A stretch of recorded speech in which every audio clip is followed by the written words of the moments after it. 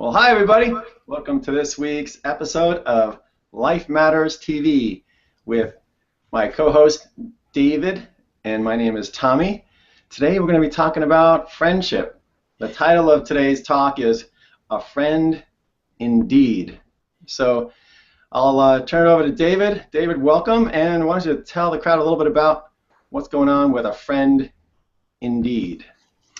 Yeah, good morning, Tommy. Thank you, and good morning, everybody. It's nice to see you, or I shouldn't perhaps say good morning because some people may be watching from halfway around the world. It might be nighttime for you, but anyway, good day, whatever it is.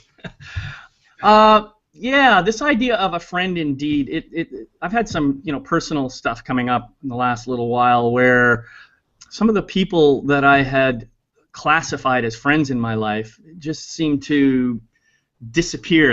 I lost connection with them, and when I reached out to try to reconnect, I wasn't getting the kind of connection that I'd hoped for. I wasn't getting that, that heart connection, and so I felt a bit of hurt as a result of that, as a result of the fact that people weren't responding to my attempts to reach out, and I was feeling, after the hurt went away, then I was starting to feel some anger, and I was starting to have judgments about them, and all kinds of story was coming up for me, and so I noticed that I was having all of this stuff going on, and so the big question that was coming up for me was, well, okay, do I have some unreasonable ideas about friendship? Do I have expectations that I shouldn't have? What's really going on? And so I wanted to just kind of create a conversation about friendship, and maybe, well, this is really all about me anyway. It's an opportunity for me to get clarity for myself, and hopefully by having this conversation, maybe other people can get some clarity too.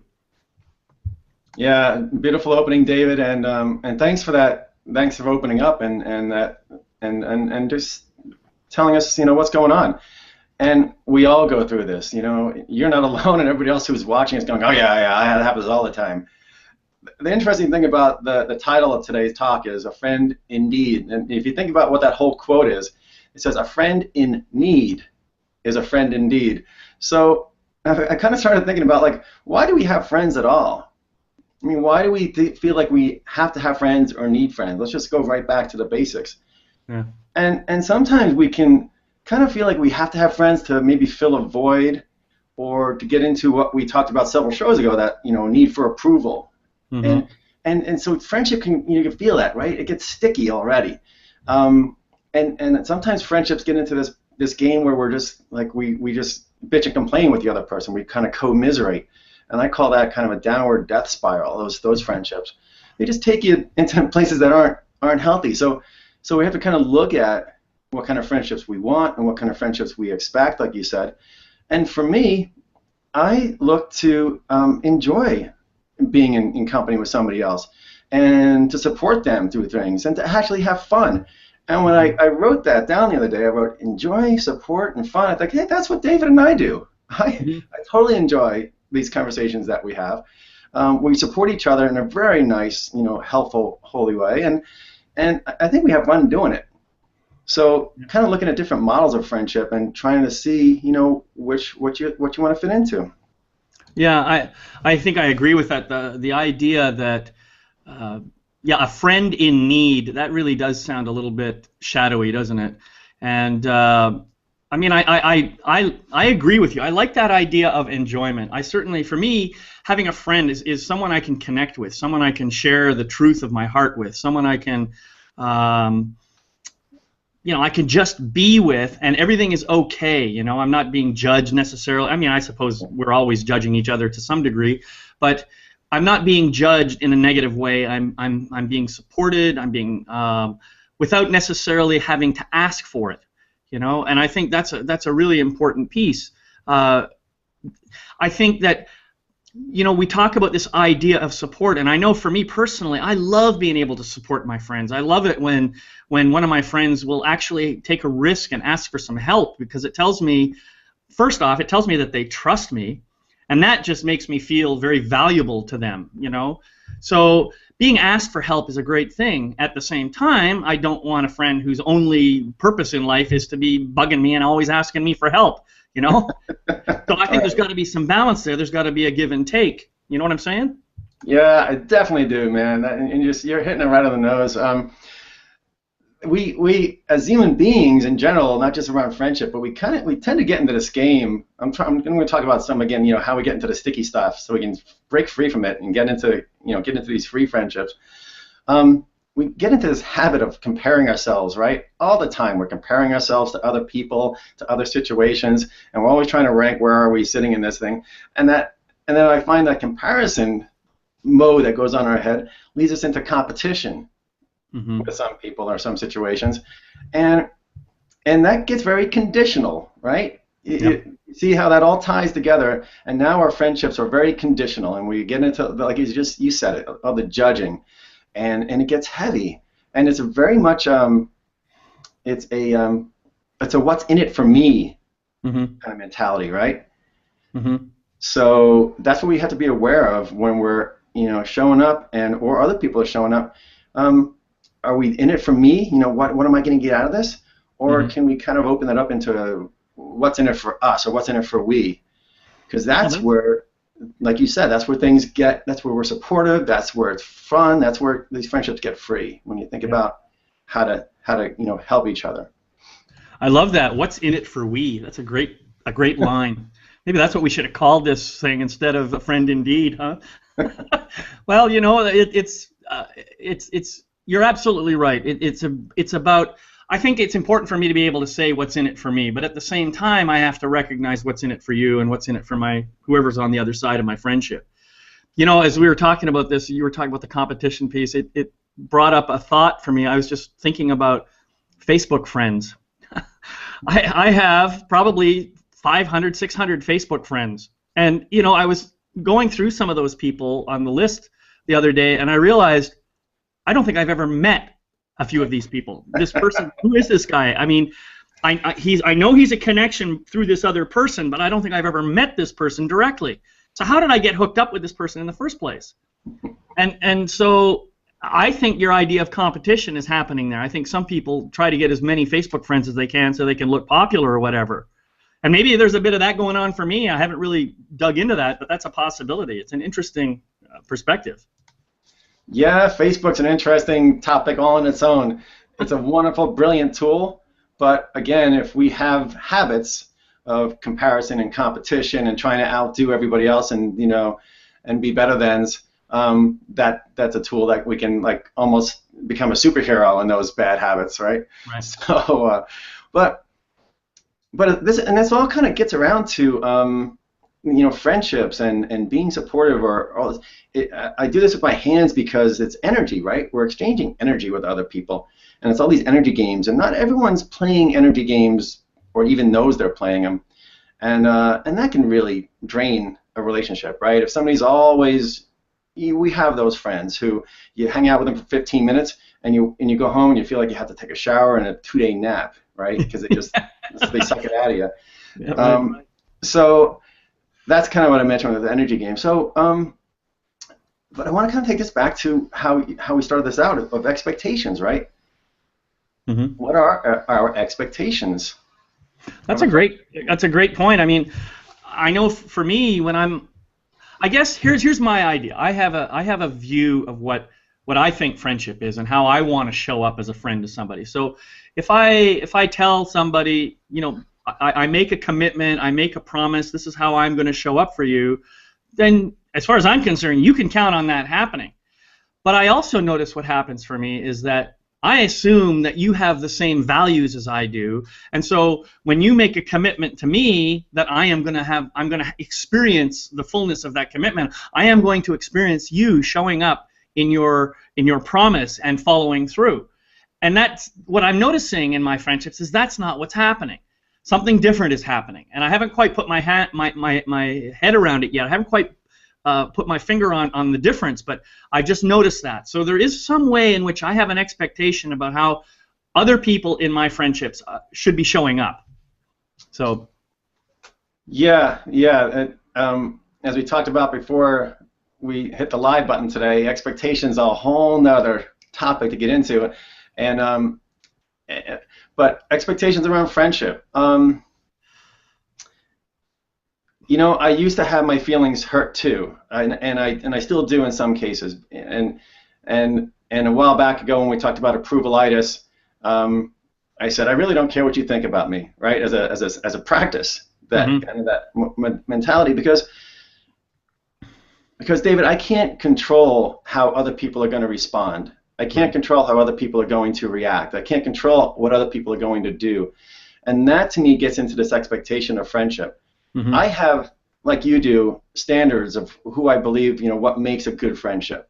But it's when I project that expectation on somebody else, I'm setting myself up for suffering, right? I'm setting myself up for disappointment. I'm setting myself up for that person not meeting those expectations, and then I feel, oh, they don't love me anymore, or they're not my friend, or how come, if that was me, I would have answered this email in 2 days, and it's been 2 weeks, and I do that to you sometimes too. I don't always answer your emails as quickly as you'd like. But it's not because I don't love you, it's just, things are going on. And so I never know what's going on in somebody else's head or in their life, or what they expect of friendship too. And that's where I kind of had to let some of that go, those expectations, to kind of make it a little easier and lighter on myself. Well, what this tells me is that as we're discussing this, I think if I do have some expectations about the friendship, I think it's important for me to put those out there so that the person on the other side knows what it is I expect. And then they can say, hey, wait a minute, I didn't sign up for that. That wasn't my ideal. Communication is critical here. We have to be able to talk with one another. If we don't do that, then I think we're both failing the friendship. And so the same thing would hold true, for example, if in the case of these friends that I have reached out to and they haven't responded.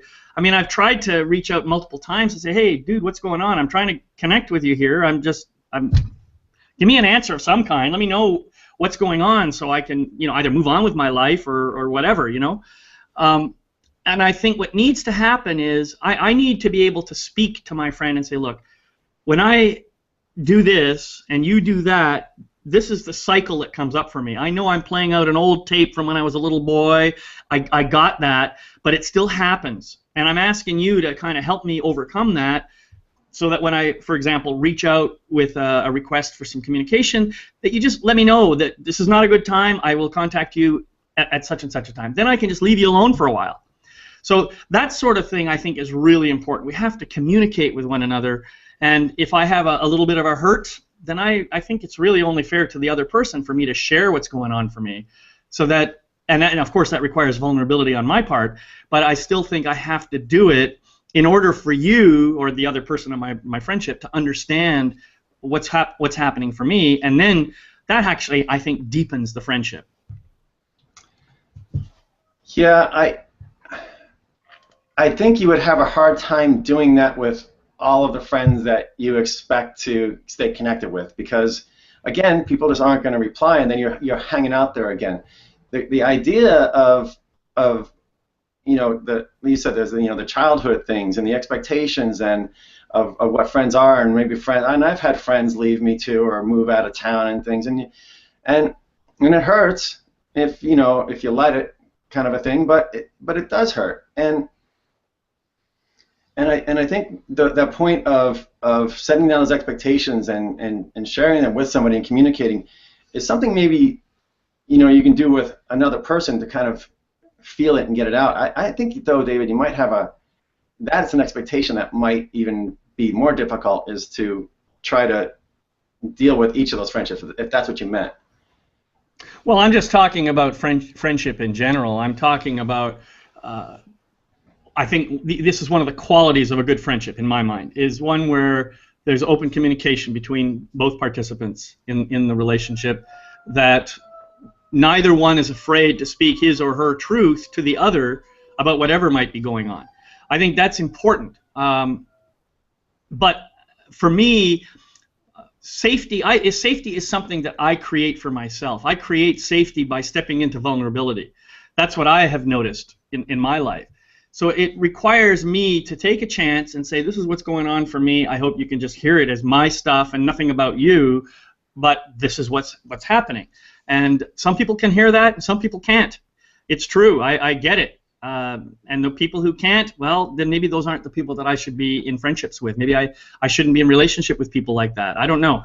But maybe there's some other thing that I'm getting out of the friendship that makes me want to stay in it. You know, there's a lot of different layers here, and a lot of different concepts and qualities and characteristics and so forth that I think we're talking about. And that's what I'm trying to do here, is just open up the conversation about what makes a good friendship.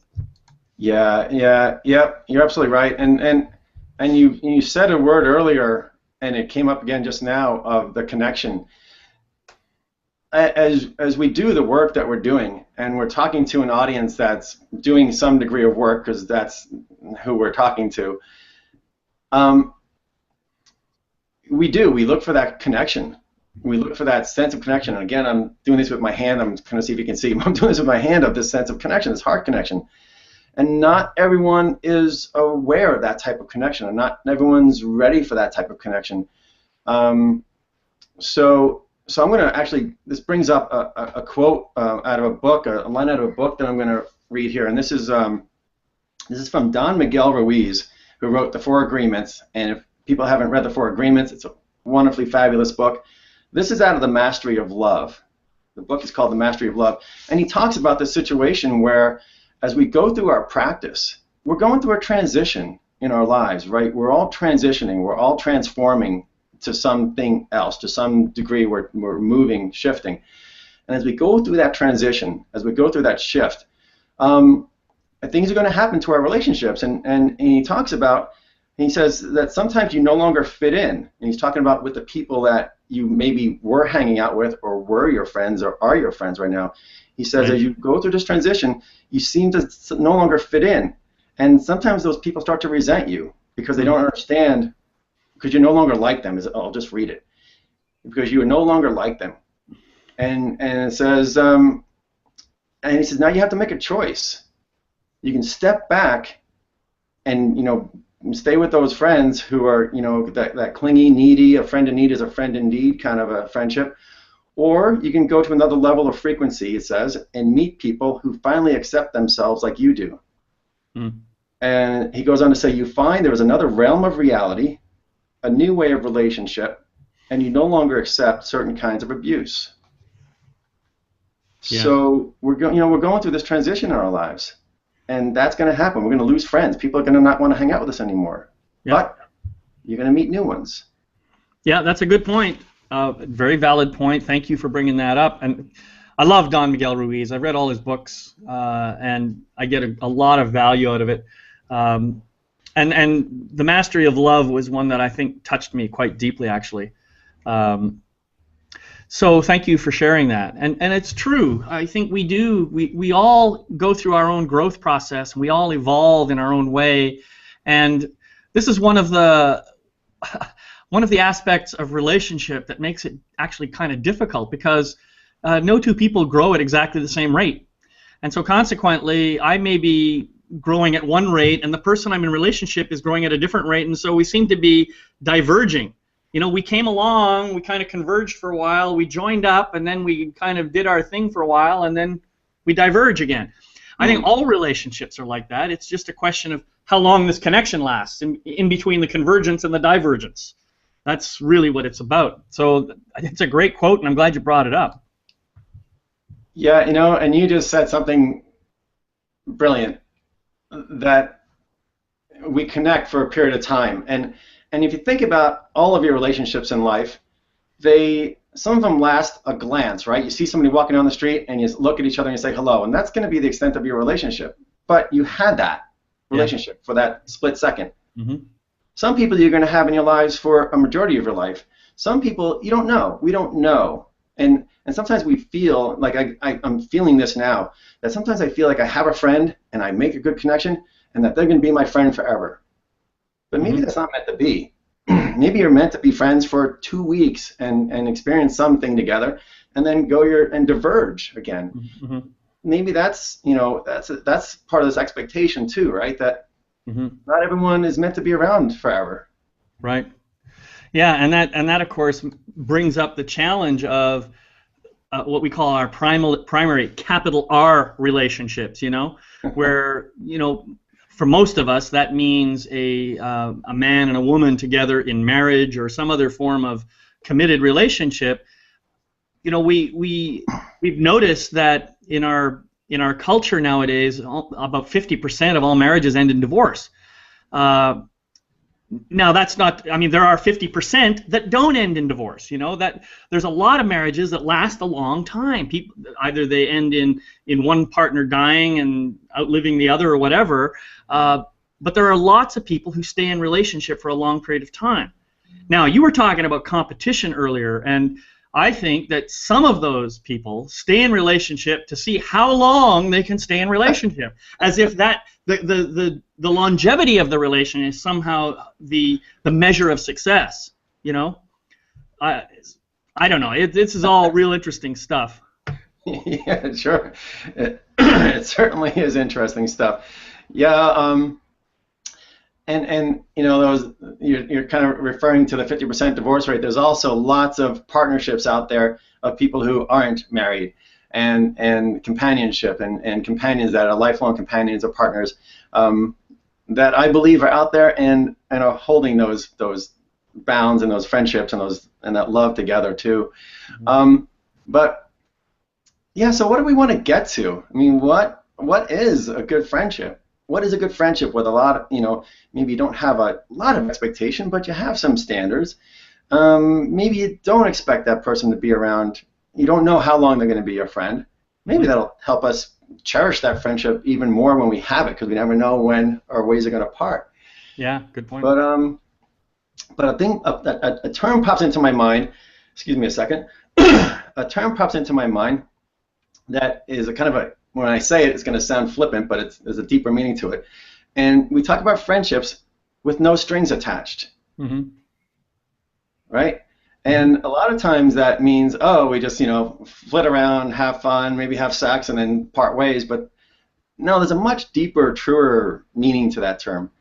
And let's contemplate and talk about a little bit what it means to how we can move a friendship into that friendship with no strings attached. None of that gooey, sticky comparison, competition, energy game stuff. Right. Yeah, I think the idea of strings, it's almost as if whenever I hear the word strings attached, I always think of the puppeteer and the marionette. That's what I think of. And I'm the guy on the marionette. I'm the one being danced around like someone is manipulating me. That's what I think of in strings attached, even though I know that there's other meanings behind that. But I think that's just one possible model that comes up. I think what you're referring to is there's like a mutual set of strings going back and forth where I may have certain expectations about you and you may have certain expectations about me, and the expectations are completely different. And so, yeah, that makes the relationship very, very challenging if neither one of us is aware of the strings, or if we are aware of them, we never address them. Yep, and we've talked about some of these strings today, and yeah. I'll kind of read back some of the words we used. We talked about expectations. Expectations are kind of strings. Yep. You have an expectation of what the other person is going to do. That's kind of an energy hook. Mm-hmm. That you have an expectation of that other person behaving a certain way or responding at a certain time. So we can look at our expectations, which we're going to do an exercise on. I'm going to give everyone an exercise that we can do about expectations. This comparison, right? We're always comparing ourselves, and then you get into the competition. So start watching yourself and seeing where you're comparing and how you're stacking up, and if you're judging yourself or getting envious or jealous. That's what happens with comparison. It leads to competition. It leads to envy and jealousy, and envy and jealousy just totally act in the opposite way that we think they do, right? They totally backfire on us and screw everything up. Right. Judgment, judgment, the big J word. My goodness, when we learn to stop judging others, that's a big goal, and that's something we need to think about. So, and we also have to be responsible for. I think Miguel Ruiz says this. We can only be responsible for our half of the relationship. Mm-hmm. We're only responsible for 50% of the relationship. Yep. So there's some freedom in there. We get those ideas and start percolating those through our brain and through our heart, and it'll really start to loosen up and you'll start to see friendships differently. Yeah, I think you're absolutely right about those points, and I think judgment is it's a big one. It's a big one. Personally, I don't think, as long as we are in this physical body with the left brain and the right brain operating, I just don't think judgment is ever going to disappear, because judgment gives us the ability to make decisions. Judgment gives us the ability to interpret things and decide how we're going to respond to them and so forth. Now, so the word judgment has, unfortunately, negative connotations associated with it. When we use the word judgment, I'm assuming, I believe that many people would assume that we're referring to negative judgments. But if I have this idea that, oh, that's a fantastic person, I would really want to be friends with that person, I'm just as judgmental, and I'm just as much projecting stuff onto that person as if I were saying that guy is a real asshole. It's the same energy. I'm projecting some aspect of myself that I don't want to look at and seeing it over there, so it's safe for me to examine it. And the same thing is true of our gold. We project all the brilliance and gold and magnificence that we have onto other people as well, rather than owning it for ourselves. So I think that's actually one of the beautiful gifts of relationship, is to be able to have the opportunity to see my projections reflected back to me. And that's one of the things I love about it personally, even though I don't always like the projections that I see. I recognize that it's a gift, because it's an opportunity for me to see an aspect of myself that I haven't necessarily wanting to look at before. Yeah, and you just beautifully described that concept of turning those outward judgments and just seeing how I'm acting, how I'm showing up, and how I'm responding. And you're absolutely right too about the word judgment. Yeah, we use judgment, which is we use the definition of judgment as the intellectual decision-making process and making a judgment about something, and we decide, whether to do it or not do it. That's one way of looking at the word judgment. Specifically, what I was referring to is we're judging other people, whether they're right, whether they're wrong, whether they're good, whether they're bad, whether they're behaving properly or not. It's that level of judgment of other people that does cause us a lot of trouble. Yeah. In friendships and relationships and every interaction we do with other people. Right, absolutely. So, Tommy, you mentioned something about an exercise. You have something in mind that you want to share with folks right now? Yeah, I sure do. So, I'm going to describe an exercise, and this is a writing exercise that has been really helpful for me and really helpful for students who I've worked with, people I've worked with, and it's very simple. And what you're going to do is you're going to take a piece of paper and a pen or your computer and make a list of all the qualities you expect out of a good friend. Okay. Make a list of all the qualities you expect out of a good friend, and don't judge it as it comes out. Just let yourself come through, and just write these qualities, and age, gender, education levels, expectations of how soon they get back, all those things. Just write, and then look at that list and see if that's really what we do. This is expectations, right? We hold this expectation. We have this list in our head, and we go around. We judge people. Oh, did they meet my expectations? Did they meet my list? And that, again, it just causes us suffering, and it causes that clinginess in our friendship that we want to start letting go of. Yeah, so, I think this sounds like a great exercise, and certainly something that I plan to do.